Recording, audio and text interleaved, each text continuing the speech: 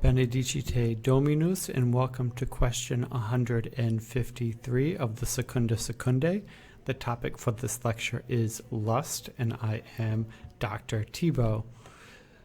So we are in the subjective parts of temperance. Temperance is a cardinal virtue, and we are looking at the vice associated with chastity, which is lust. If anybody's just clicked on lust because of the title and hasn't been keeping up with all of these different articles, we're looking at the Summa Theologica of Thomas Aquinas. So everything that I'm talking about in regards to lust is in regards to what St. Thomas Aquinas wrote about it in question 153 of the Summa.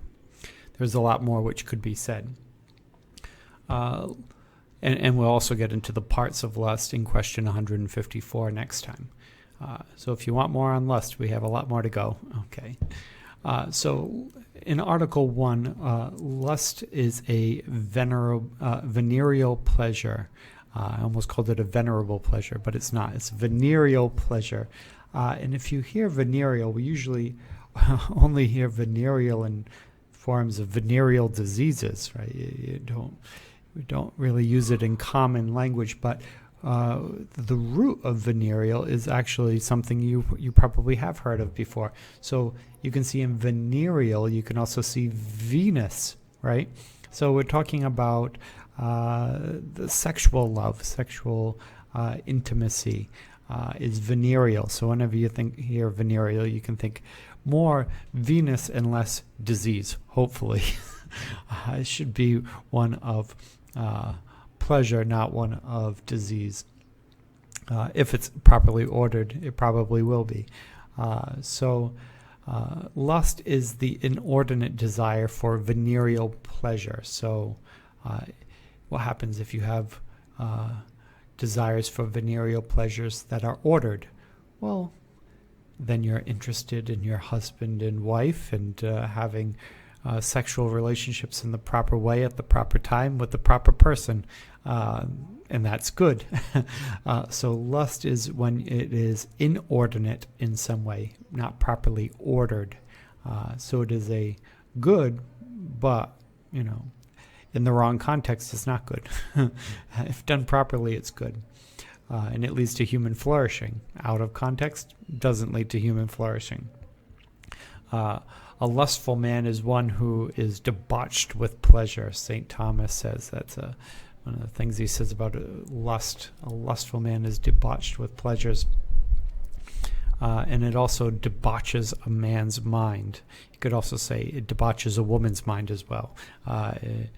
St. Thomas uses man in a universal sense, not a male or female sense, humanity sense.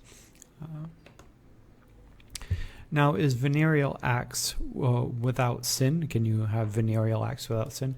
And yes, that's kind of what I was alluding to within the last question. Is we don't always want to think of venereal as something disease, the image of venereal disease. It's a sexual act. That's what venereal is. Can it exist without sin? Well, yes. We are not Gnostics who think that sexual acts enslave spirits in flesh. We are an incarnational religion, meaning we believe in the holiness of the flesh, since Jesus was in the flesh. Therefore, the flesh is not evil. There's nothing wrong with it. It leads to holiness and wholeness. Now, St. Thomas says, now the order of reason consists in ordering everything to its end in a fitting manner. So if it's done in a fitting manner to the proper ends, it's not a sin. It's the proper ordering. One makes use of certain things in a fitting manner in order for the end for which they are adapted. Venereal acts exist for a purpose. If they're done in the proper way, then they are without sin. And not only are they without sin, they are necessary for the survival of the human race. So personal acts which are good for your health, good for your person, are good. Ones that lead to the propagation of the species, the good of the whole human race, is even better. All right. So procreation is good not only for the individual but for the entire human race. Therefore, it is a good act if done properly ordered and in the proper manner. We can see that when it's not done in the proper manner, we're a society that tries not to be prudish, but when not done in the proper manner, well, what happens? Well, you have a mother who has a child without a father, which is very, very difficult, and not something any man should do. Our model is of Saint Joseph, who takes responsibility even for Jesus, who wasn't his own begotten child. We certainly can't have fathers who don't take care of their own children, but if it's not done in the proper manner, in the proper order, that sometimes occurs, right? So that would be avoided. That would be an improper act. Another one is sometimes abortion, right? It's another one. Not that every unwanted or unexpected pregnancy should lead to abortion. It shouldn't, clearly, but it's a consequence of lust, right? It can be anyway. There's multiple reasons, but probably that's a main one as a result of lust. Children being raised without the stability and the grace of the sacrament of marriage is obviously a less than ideal situation, right? So there's negative effects to it. Whether we're liberated and sexually liberated, nature does not allow us to be liberated in the way that people claim that they are, right? We are still bound to our nature. There's a normativity of nature. The lust is a sin. So the more sinful it becomes, if the order of reason be forsaken. So it's the more unreasonable the act is, the more unreasonable, the more sinful it is. So if a person is producing children and they're not taking care of their children, they're acting out of lust, and of situations with somebody who has 22 children with 18 different women, right? This is lust. This person is living in lust, and they're leaving havoc in the wake of their lust, right? This is the greater that lust, the more sinful it is, right? There's varying degrees of lust, but the pinnacle of that lust is in the cardinal touching, right? Temperance deals with touching. It's in the sexual act. So if you imagine it in your mind, it might be a sin, might even be a mortal sin, but the actual act then becomes an even more difficult thing because of the consequences of the act. Now, and it's also a very serious matter because it's touching on the survival of the human species, right? So procreation of the species is a very important thing. Food, drink, sex, these are essential elements of being a human, at least as a species, if not as an individual, at least as a species. Therefore, the regulation of it should be taken very seriously. Is lust a capital vice?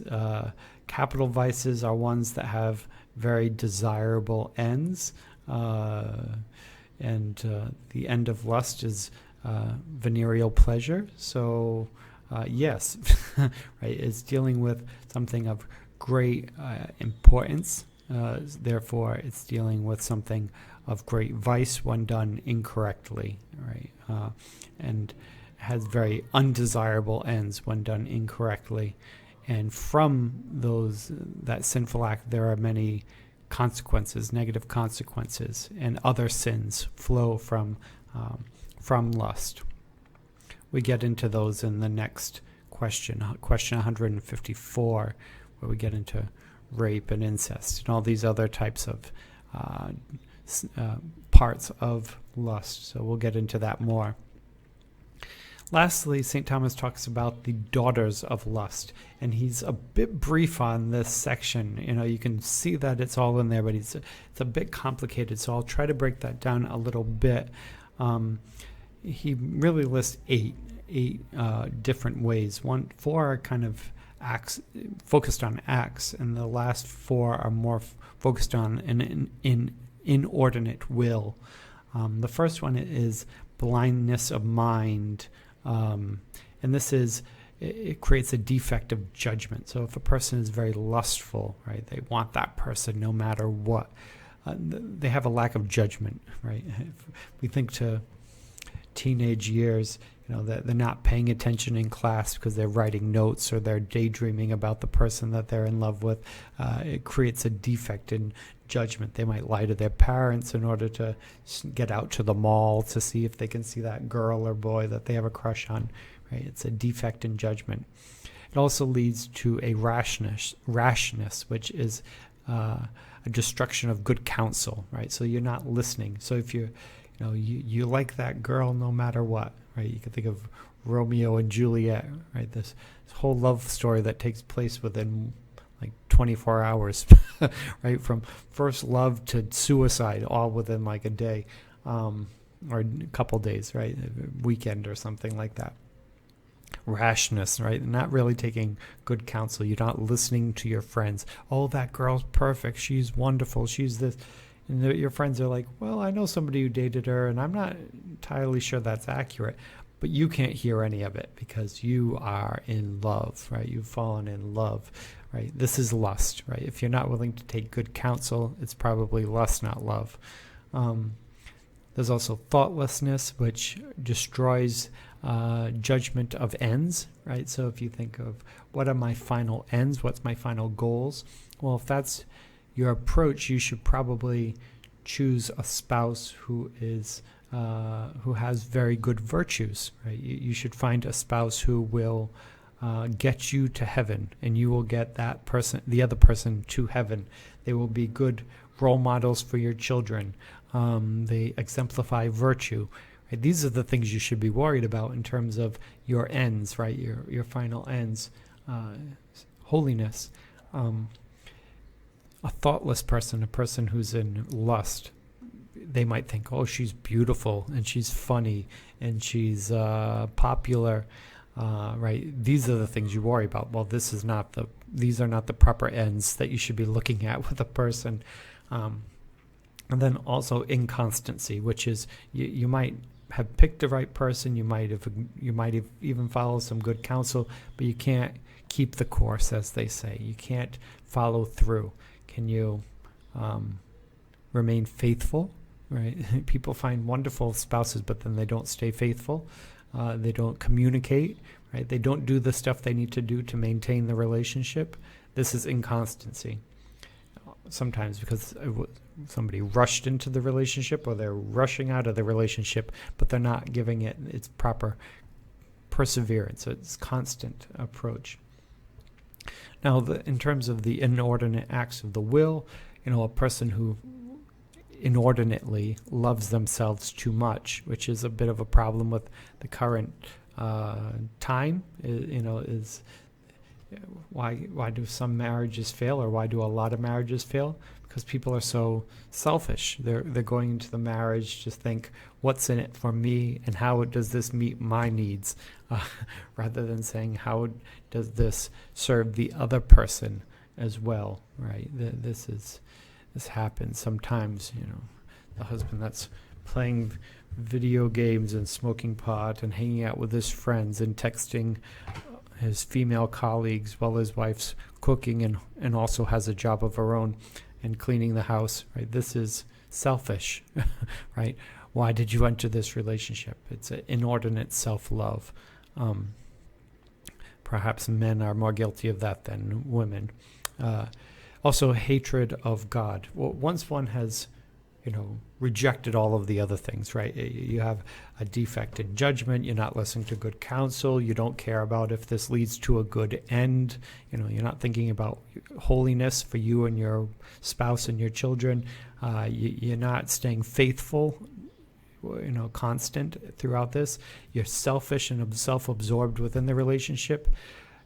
Once you're doing that, anything that challenges you, which would be the Gospels, which would be virtue, which would be anything holy, the lives of the saints, as soon as you hold that up to yourself, you're going to hate it, right? I'm amazed with how many YouTube videos and how many things are out there that hate Mother Teresa, which is just, a sign of our time. If you can hate Mother Teresa, I don't know, have you looked at yourself in the mirror lately, right?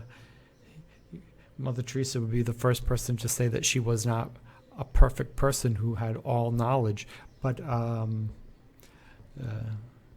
compared to her, what am I, right? I've done very little compared to what Mother Teresa has done for the poor and for the love of Jesus, right? I can't even hold a candle to Mother Teresa. But to see how many people have this absolute hate for her online, it's like, why do they hate her? Not because of anything she did. If anything, they hate her because she is holding up a model of what it is to be a good human being, and they can't compete, so they hate her, right? Why do people hate Christ? It's hard to hate Christ. He's the image of comeliness, right? Pleasantness. But if you hate him, perhaps it's because he's good and you're not, right? He embarrasses us. If we are sinful, he embarrasses us because he did what we're not willing to even try. That's where the hatred of God comes in. And then love of this world, it's so fixated on this life and just what's immediately in front of us, and despair for the future world, right? Why bother, right? Either if there is a heaven, then God will let everyone in, or if there's not a heaven, then who cares, right? This is kind of the general attitude of today. You're probably more 50-50, people say, no, there is nothing, there is no God, we just end up in the ground, and then the other half think everybody's going to heaven anyway. So, well, then why be good, why be virtuous, why give God God's due, why do anything? Because, either we're dead or we go straight to heaven, so what's the point? This is a despair. This is really despair. And St. Thomas says this is really rooted in lust. It's interesting because some of these things are overlapping in other areas. So, how do we overcome the daughters of lust and lust itself? Think back to chastity, which is to chastise oneself, right? To control oneself, to pull yourself in, right? Right? Hold yourself together. As John Henry Newman pointed out, what creates a powerful river is strong banks of the river, right? Strong parameters creates a strong river. If the banks of the river break, it becomes a lake, and the river has no strength. So if we want to have our strength, right, that virtue, strength of virtue, you need to have parameters. You have to have chastisement. You have to have mortification, and then all of these other parts, these 8 daughters of lust, they end up starting to fall back into place. You're making good judgments. You're listening to good counsel. You have the proper teleos, the proper end in mind. You constantly keeping the course. You have a healthy sense of self-love. You love God. You serve within the world, but your mind is headed in hope, with confidence in Christ and in the afterlife. And you're going there with the community of saints that you're marching along with to get there. Right? This is a good life, right? The opposite of that is all, lust, not just inordinate passions. So next we will move into the parts of lust, question 154.